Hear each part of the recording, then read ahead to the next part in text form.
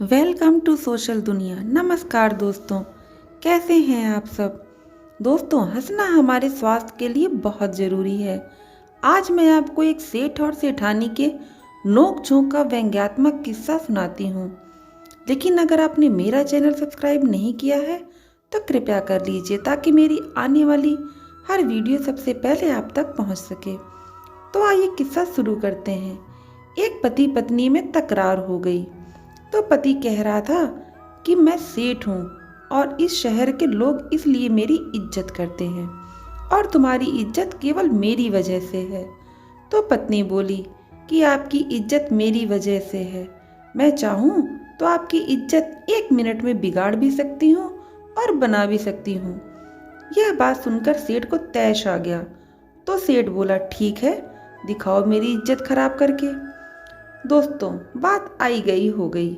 सेठ के घर शाम को महफिल जमी थी दोस्ती की। हंसी मजाक हो रहा था कि अचानक सेठ को अपने बेटे के रोने की आवाज आई और जोर जोर से रो रहा था और सेठ की पत्नी उसे बुरी तरह से डांट रही थी। सेठ ने जोर से आवाज देकर पूछा कि क्या हुआ सेठानी, इसे क्यों डांट रही हो। तो सेठानी ने अंदर से कहा कि देखिए ना, आपका बेटा खिचड़ी मांग रहा है और जबकि इसका पेट भर चुका है। सेठ ने कहा कि दे दो थोड़ी सी। सेठानी ने कहा, घर में और भी लोग हैं, सारी इसी को दे दूंगी तो बाकी लोग क्या खाएंगे। पूरी महफिल शांत हो गई।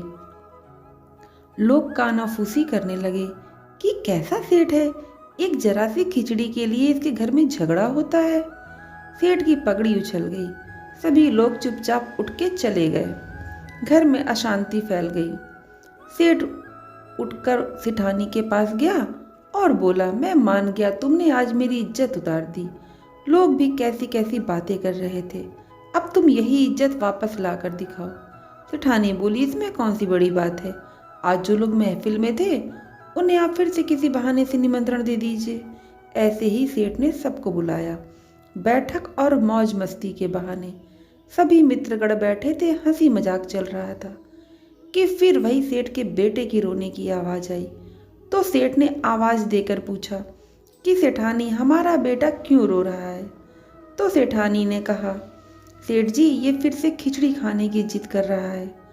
लोग फिर एक दूसरे का मुंह देखने लगे कि यार, एक मामूली सी खिचड़ी के लिए सेठ के घर में रोज झगड़ा होता है। सेठ मुस्कुराते हुए बोला, अच्छा सेठानी, तुम एक काम करो, तुम खिचड़ी यहाँ लेकर आओ, हम खुद अपने हाथों से अपने बेटे को देंगे और वो मान जाएगा। और एक काम करना, सभी मेहमानों को भी खिचड़ी खिलाओ। सेठानी ने आवाज दी, जी सेठ जी। सेठानी बैठक खाने में आ गई।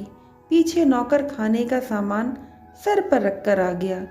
हंडियां नीचे रखी गई और मेहमानों को देना शुरू किया, अपने बेटे के साथ साथ। सेठ के सारी दोस्त हैरान, क्योंकि जो परोसा जा रहा था वो चावल की खिचड़ी तो कतई नहीं थी। उसमें खजूर, पिस्ता, काजू, बादाम, किशमिश, गिरी इत्यादि से मिलाकर बनाया हुआ स्वादिष्ट व्यंजन था। अब लोग मन ही मन सोच रहे थे, ये खिचड़ी है, सेठ के घर इसे खिचड़ी बोलते हैं तो मावा मिठाई किसे बोलते होंगे। सेठ की इज्जत को तो 4 चांद लग गए। लोग सेठ की रईसी की बातें करने लगे।